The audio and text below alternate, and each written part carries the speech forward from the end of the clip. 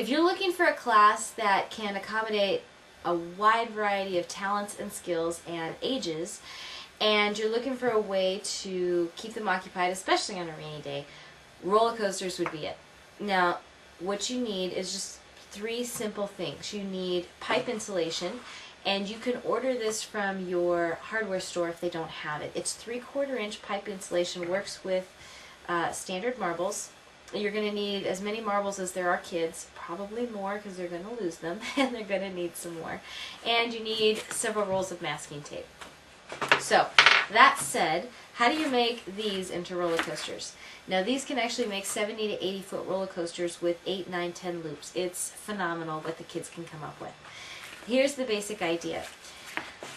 When you get pipe insulation from the store, it looks like a tube. This is the stuff that keeps your pipes warm, especially if you live in a cold place. Now, I live in California, so we've never seen these before. At least in Central California where it's nice and sunny. And so, anyhow, when you get these, it'll be a tube, but there'll be a slit down the middle, and you can stick your fingers in there. What you want to do to make roller coaster track is cut it on the other side. So you cut this whole track in half, so you'd have 2 pieces like this. So one side is already cut down. You may have to run your fingers down the seam to open it, and just simply slit along the other side. They're really easy to cut with scissors. So once you have your roller coaster track and your marbles and your kids, what do? So here's the basic idea. You want to cut most, not all, most of your roller coaster track. If you bought 100 pieces, I would cut about 80 of them. So that 80 will actually give you 160 pieces, and those extra 20 will be tunnels for later.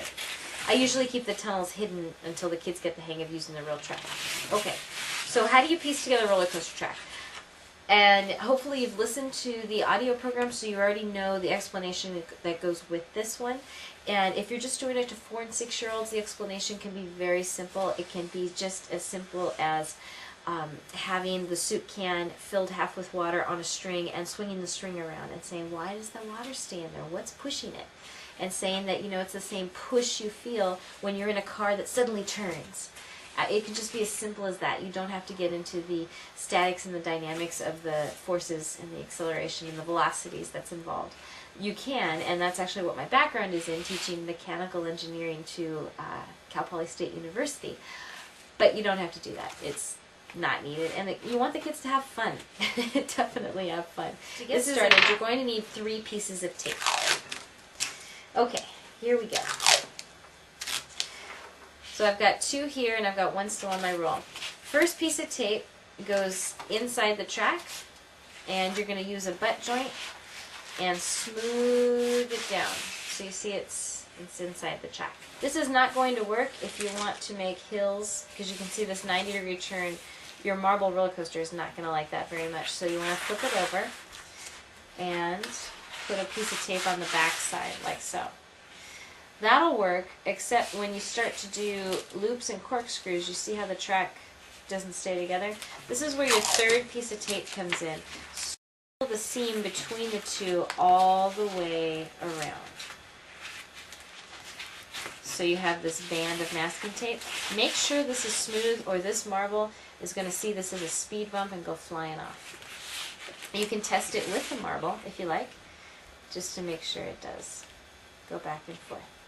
Once your students have all their tracks taped together, they just need a couple to start with. Have them tape the very end as high as they can reach. If that means standing on chairs on tables and you're okay with that, go for it. And as high as they can go would be great. If you're in a gym, bleachers are amazing things. So by all means, get as high as you can go. You want to start the marble as high. Now, one of the questions I often get is, what can you make with it? Well, loops look like, this would be a loop, this would be a corkscrew. So if this is a loop, this is a corkscrew. It still has a loop design, but the bases are split apart.